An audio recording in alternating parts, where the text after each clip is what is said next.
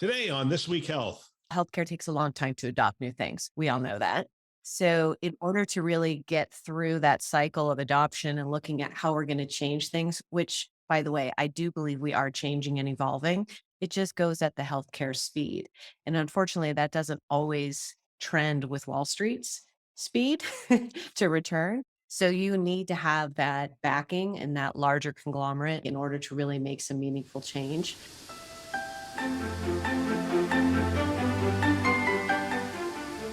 It's Newsday. My name is Bill Russell. I'm a former CIO for a 16 hospital system and creator of This Week Health, a channel dedicated to keeping health IT staff current and engaged. Special thanks to CrowdStrike, Proofpoint, ClearSense, Meditech, Cedars-Sinai Accelerator, TalkDesk, and Dr. First, who are our Newsday show sponsors for investing in our mission to develop the next generation of health leaders. All right, it's Newsday, and we have a lot to talk about today. We're going to talk about a little M&A stuff. We're going to talk Walmart, UnitedHealth Group. Trillion Health is looking to replace the subjective best hospitals in the country stuff. So we're going to talk about that. And we're going to talk about it with Patty Hayward, the Vice President of Strategy for TalkDesk. Patty, welcome back to the show. Hi, Bill. How are you? Always great to be here. Yeah, I'm looking forward to it. That is still your title, right? It sure is. For those who don't know what TalkDesk is, just give the 2-minute Yeah. update on what TalkDesk does. Yeah. So TalkDesk is a CCaaS solution, which is your contact center.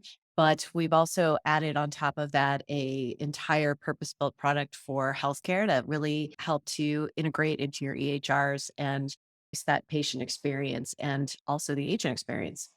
Wow, that was like the most crisp pitch I've ever heard in my life. There it is. Yeah, you guys get awards for being that platform that handles that experience level and contact Yeah, center, and definitely something to look at, unless you're just hell bent on spending a ton of money, in which case there's other alternatives exactly. if you want to go in that direction. Sorry, I'm sure I just offended somebody out there, but Good. everyone out there in healthcare who has done this knows exactly who I'm talking about. So anyway. Let's see. Where do I want to start? Let's start with the modern healthcare story. Who could be the next digital health M&A target? So there's been a lot of stuff that's gone on recently. You have Amazon, One Medical, you have CVS and Signify Health. And these are not small deals. These are Yeah. eight billion for Signify Health, 4 billion for One Medical. And we're seeing these roll-ups. And it's interesting because you have modern healthcare goes out and interviews all these people. And the thing that struck me on the people they've interviewed is they all make money from these kinds of transactions. So they're like, yeah, this is indicative of this is going to continue. It's going to continue and grow. So neither of us are going to make a ton of money from the next major M&A activity. Do you think this is indicative of what we're going to see coming down the pike in the next year? I You do. know, I do. I absolutely do. And I think if you look at not only just these last couple of acquisitions, but you look at the trends in sort of less money being spent out there and invested from the private sector. So I think that you're going to start to see a lot of, I mean, first of all, healthcare takes a long time to adopt new things. We all know that. So, in order to really get through that cycle of adoption and looking at how we're going to change things, which, by the way, I do believe we are changing and evolving, it just goes at the healthcare speed. And unfortunately, that doesn't always trend with Wall Street's speed to return. So you need to have that backing and that larger conglomerate, I think, in order to really make some meaningful change. So I think you're seeing like Amazon and you're seeing CVS really trying to look at how they can evolve the market and get ahead, but they also have the assets to back up and to wait and have that time to make it happen. Yep. I agree. I mean, here's a quote here. We've seen a lot of IPOs in the healthcare space. Matt Wolf, director of senior healthcare analyst at a consulting firm, RSM. Many of these companies are viable. They might need to just be folded into a strategic buyer to be more economically viable or taken private. It's interesting that they talk about economically viable. Mm. Uh, let's see. Signify Health posted a $490 million net loss in Q2. And I don't know if this article has the numbers, but One Medical was For the underlying. was not much better. But whatever it was, but I remember it being a significant net loss. The question in my mind is, are these companies viable? I don't think they were built to be viable, to be honest with you. I think they were built to do exactly what's happening right now, which is to aggregate something. Essentially, they're the R&D departments for CVS, for United Healthcare, for Amazon, for Walmart, for anybody who's in this market, the big players acquiring, even Best Buy. We saw Best Buy buy some. We've seen, I mean, there's a lot of different players out there. There's private equity in this Yeah. space, and they're looking at it going, can we piece something together? But it's based on a concept. And the concept is that the way we acquire healthcare is fundamentally changing. Correct. That's the fundamental principle that one group believes and another group doesn't believe. So the one group believes that how you and I receive care, maybe not acute care, but how we enter into the healthcare system is going to fundamentally change. And another group is saying, nah, I don't think it's going to change. Or they're saying it changes so slowly Yeah, we're not going to that, worry. yeah, well, I'm not going to worry about it. We have some time. Yeah. And I don't know, these are really big bets, 8 billion, 4 billion. These are organizations that are saying, yeah, the consumer is going to get savvier. They're going to get more information.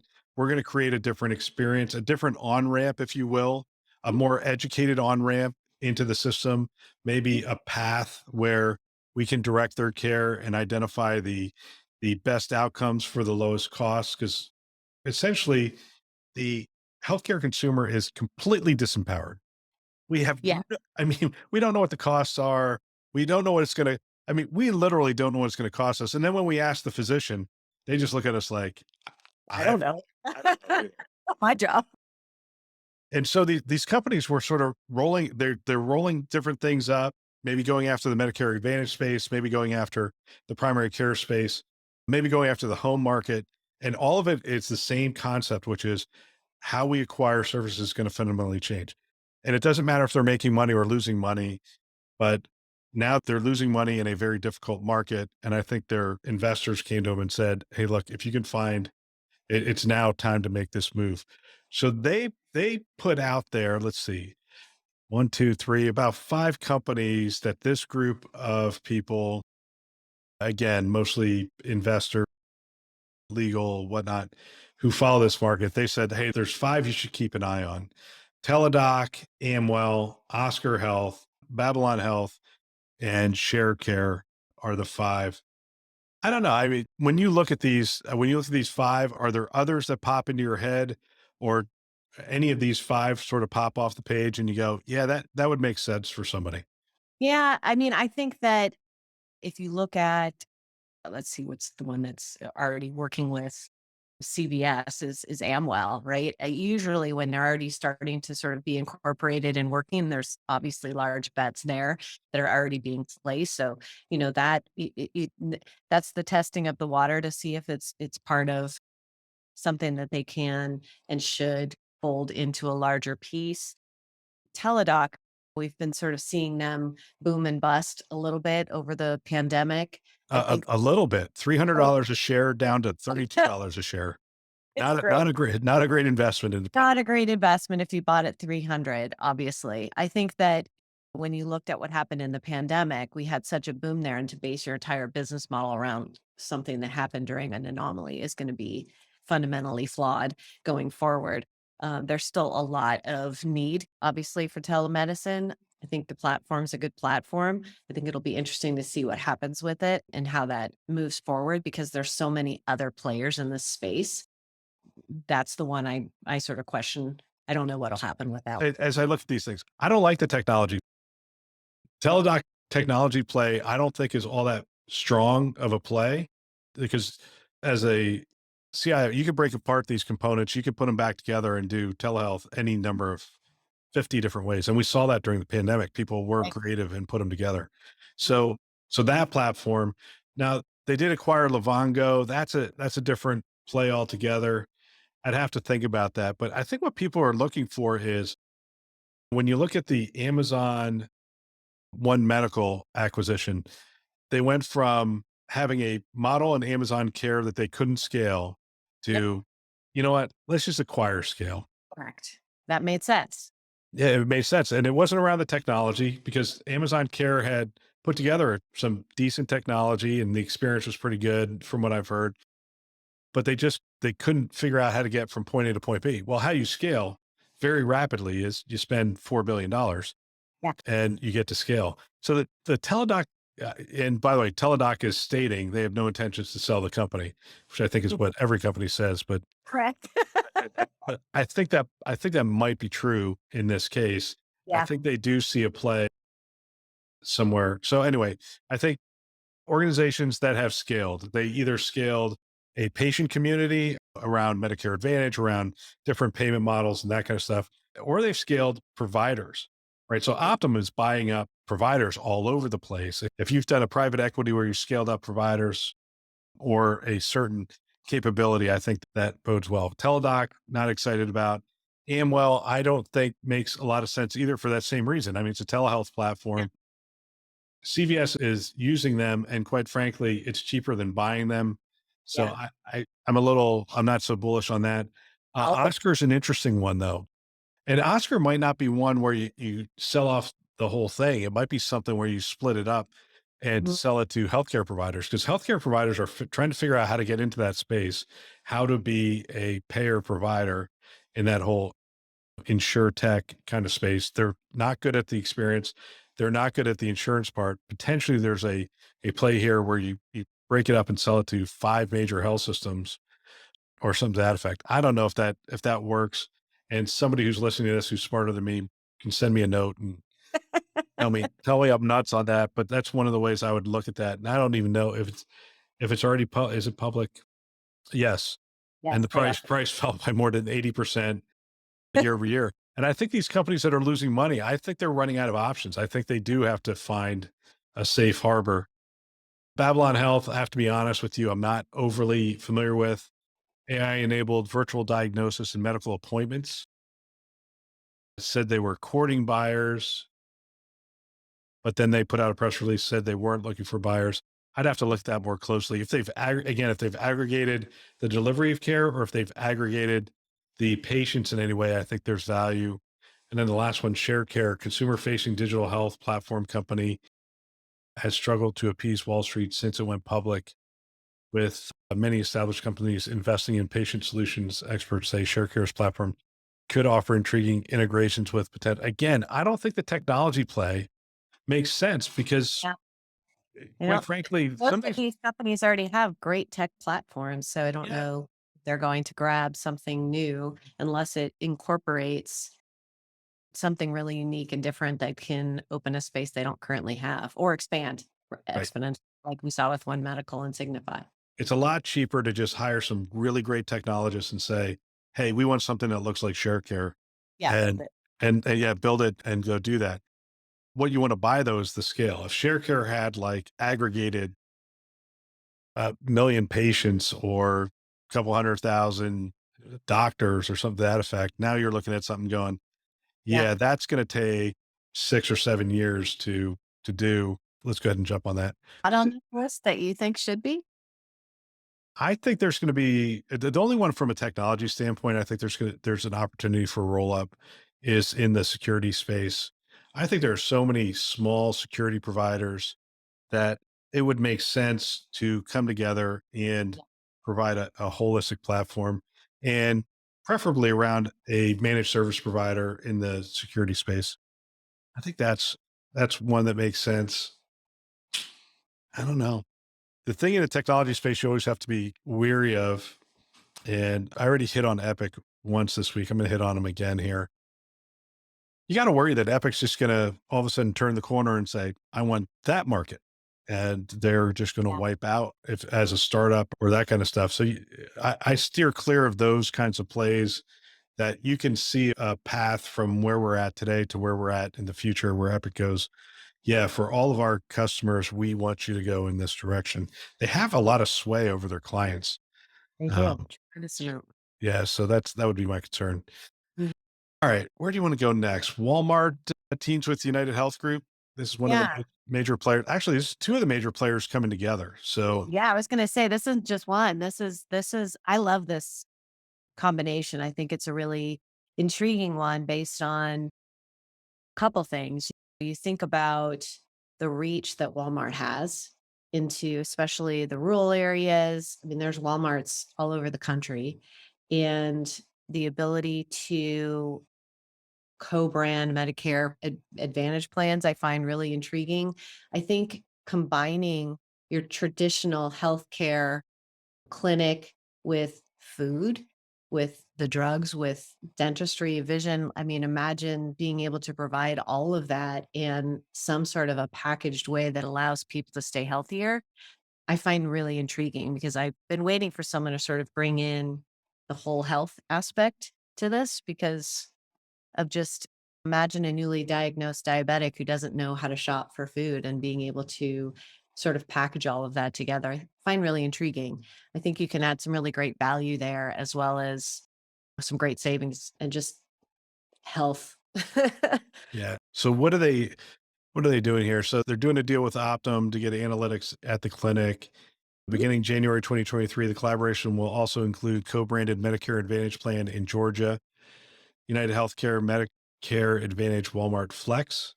Wow. Also that month, Walmart Health Virtual Care will be in network for commercial members in United Healthcare's Choice Plus PPO plan, giving consumers another option to access care.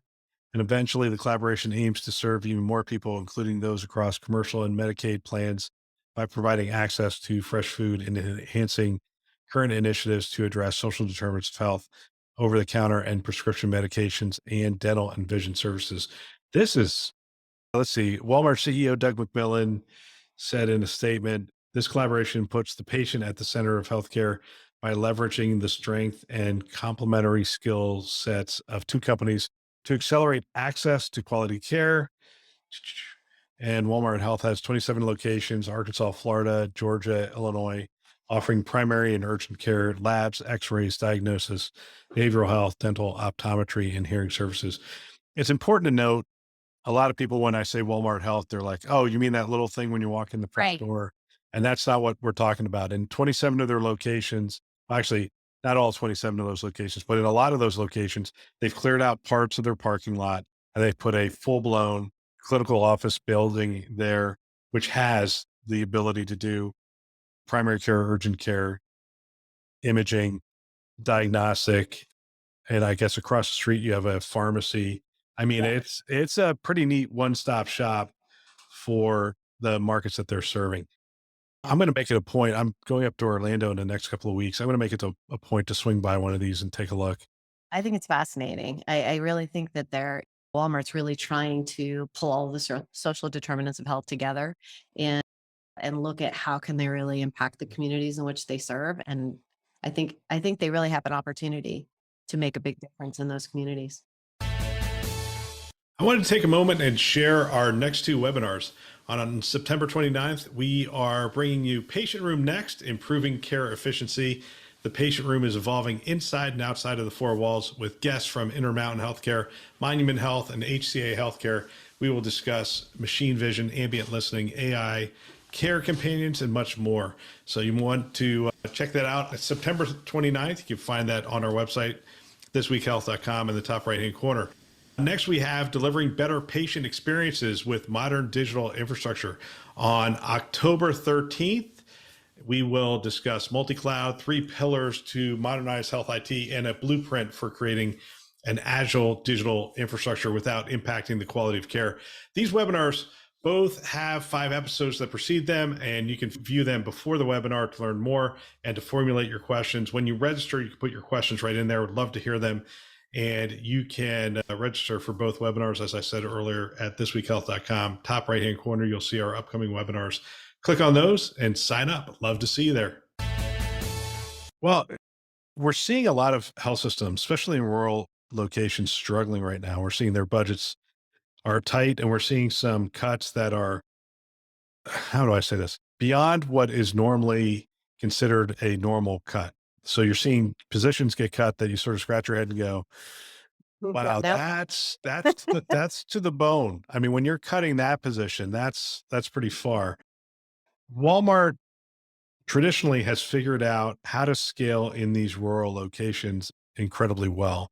Do you think they will be able to scale healthcare into those rural locations and provide the care that's going to be necessary in those spots? I think it'll be interesting to see if they can do that.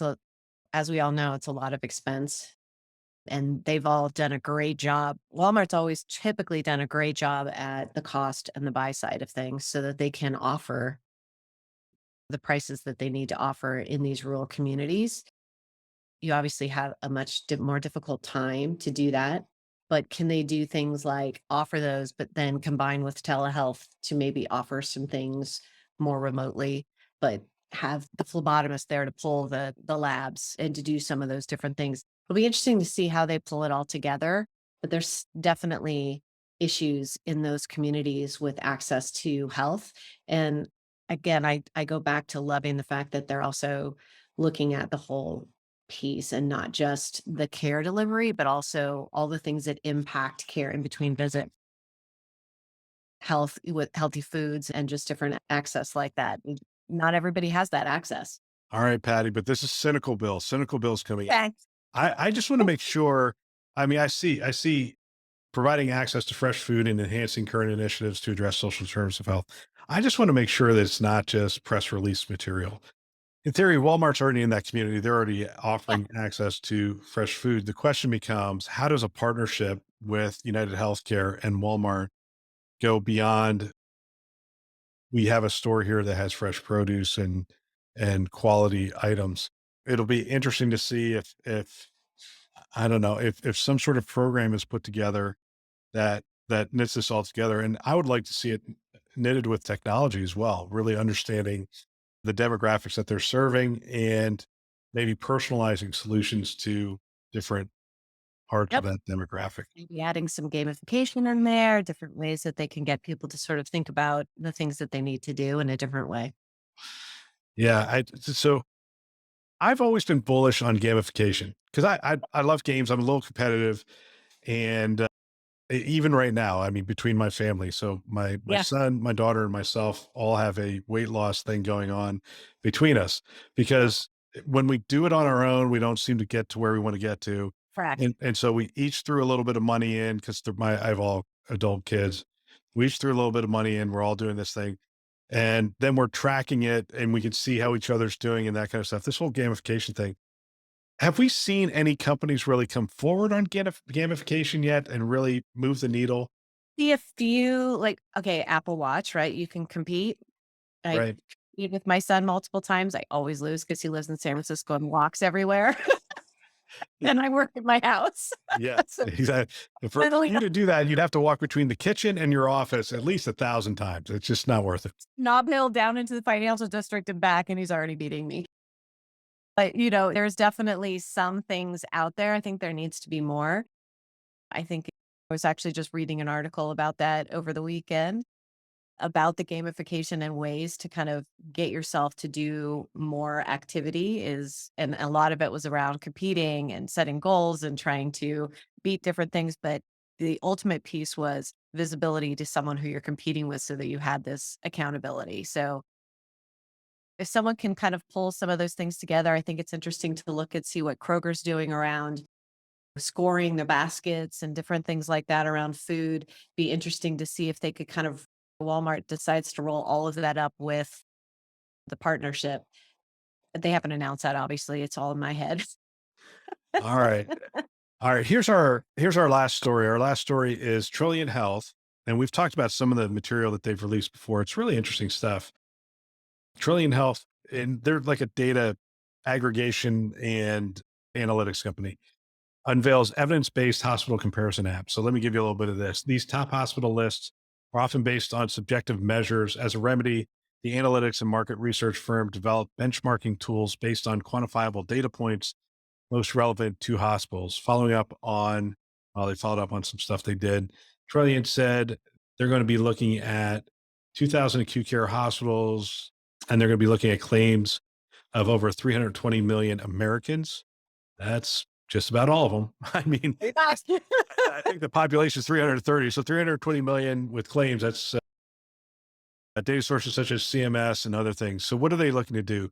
The 800 plus top 100 hospital lists may be useful for marketing campaigns, but they are useless for developing evidence based strategies. Trillion Health CEO Hal Sure. Andrews said in a statement. That's interesting. Yeah. Evidence based strategies depend on accurate benchmarks against relevant peers. The healthcare industry is both capital intensive and capital constrained, and applying mathematical rigor to benchmarking and strategic planning reduces the risk of suboptimal capital allocation for healthcare providers, suppliers, and payers.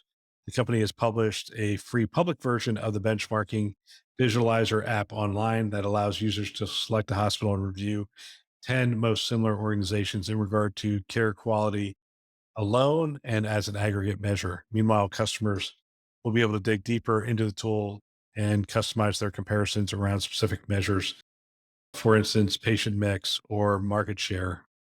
Trillion Health chief research officer said. All right. So, Play you with know, them, yeah? It's pretty fun. it's pretty interesting. And by the way, this article's in Fierce Healthcare. It's called Trillion Health Unveils Evidence Based Hospital Comparison App. I've often thought some of these lists are kind of silly. You see the top 10, top 50, and then I pick up a magazine on an airplane and it'll say the top 10 surgeons. And I'm like, They and all pay anytime, for it, anytime I see that, I just sort of go, all right. right? And How much do they pay to get in that? yeah, and the reality is on US News and World Report, when you get into that or some of these others, they essentially then go to each health system and say, would you like to utilize our emblem that we've made?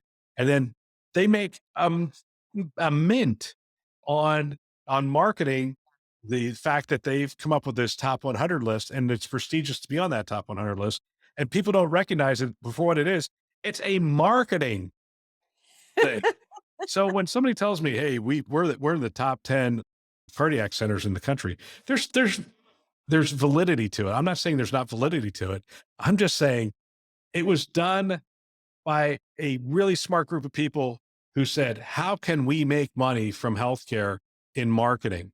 Yeah, And they came up with this thing, and now you're helping them because yeah, you put it on every billboard across the country. So now we think that being the top 10, top 50 by ranking of X yeah. means something. I like this data-based. I love being able to actually dig into the data, which I actually spent some time before we spoke to just Oh, what'd you find? love data. I love data. So I was like, let me see what these are actually looking at.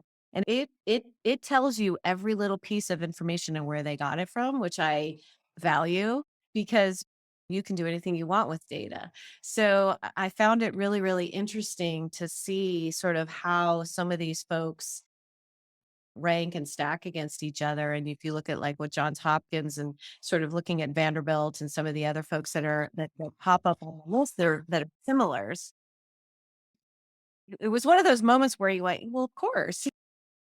I've worked with a lot of those organizations and they think about things very similarly. They're obviously looked at differently depending on the specialties that they're talking to, et cetera. But I felt like it was really cool to be able to, as a consumer, look at something in my area because not everybody's going to fly to Minnesota to go to the Mayo Clinic.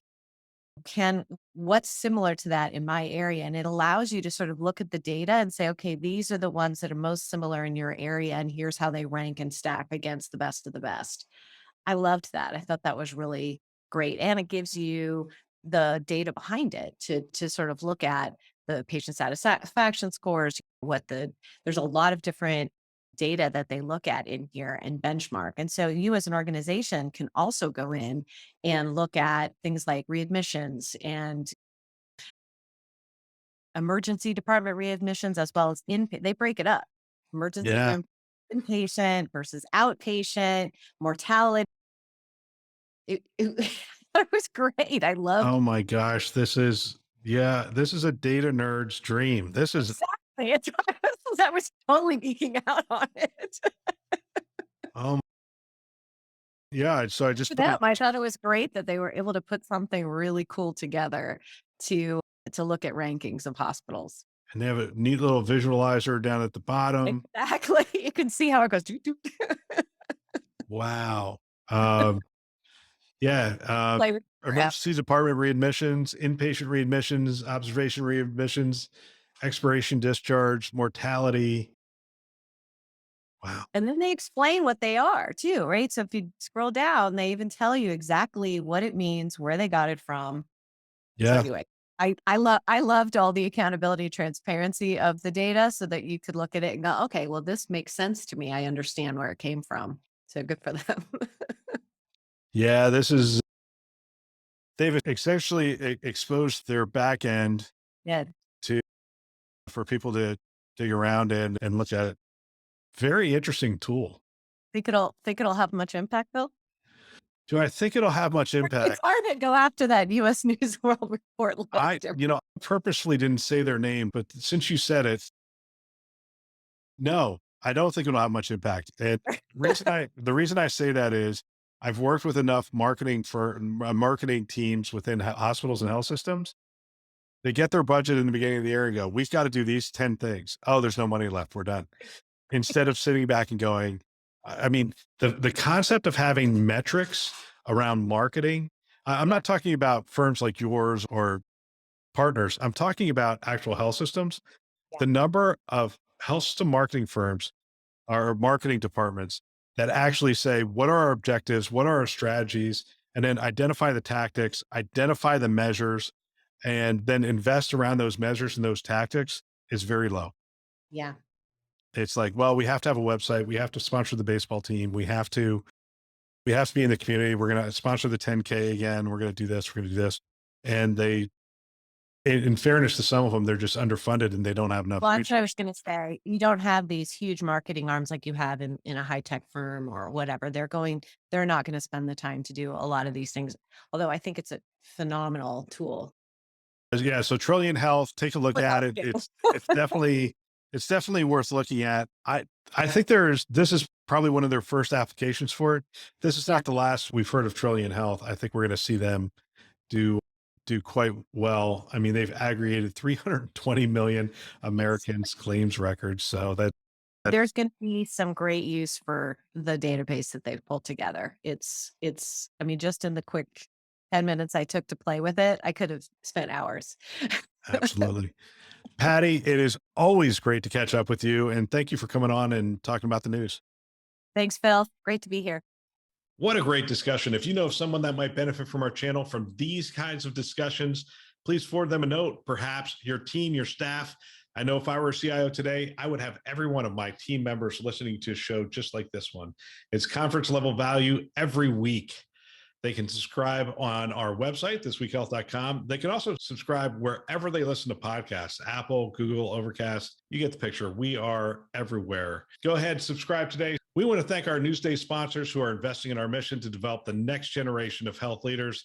Those are CrowdStrike, Proofpoint, ClearSense, Meditech, Cedars-Sinai Accelerator, TalkDesk, and Dr. First. Thanks for listening. That's all for now.